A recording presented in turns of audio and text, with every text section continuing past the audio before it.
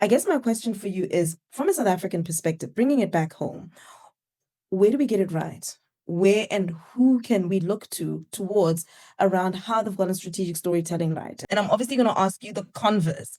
Where is our messaging and story not conducive for the narrative that we need to be building and we need to be taking care of our brand in terms of how this aligns to the direction that we want to go? Tavila, please. Thank you for that question, Rahima. So I'll start with an example of excellence when it comes to strategic storytelling. I think the MultiChoice Group, which is one of our partners, has done a great job at this. They've been able to create broadcast platforms that essentially showcase the talent that we have on the continent, that showcases the stories that we have on the continent. And I think they've done a great job in also collaborating with some international partners as well.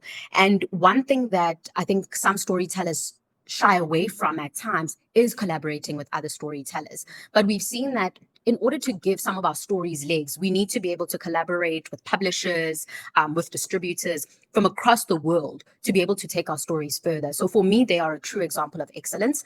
I would then say Newsroom Africa as well. We launched our channel in 2019, and initially our channel was only meant to broadcast to the SADC region. And about 100 days in, post the channel's launch, we then got a second feed, which is essentially a Rest of Africa feed that then takes our feed across the 52 countries in Africa. And we've been able to strategically capture some of the markets, particularly in East and West Africa.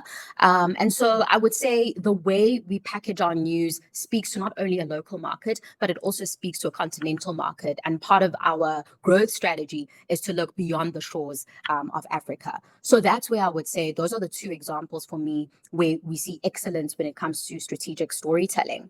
I think there are instances where we get it wrong. A lack of collaboration is definitely one. And then also telling stories that only give a certain narrative around us. I think what we found is that yes, bad news and sensationalized news does give you ratings, but at the same time, it may not always be a positive reflection of who we are as Africans and an accurate reflection of who we are as Africans. And I think that's where we sometimes get it wrong, where we feel like we can't sell positive stories about our continent because we don't believe that they'll sell.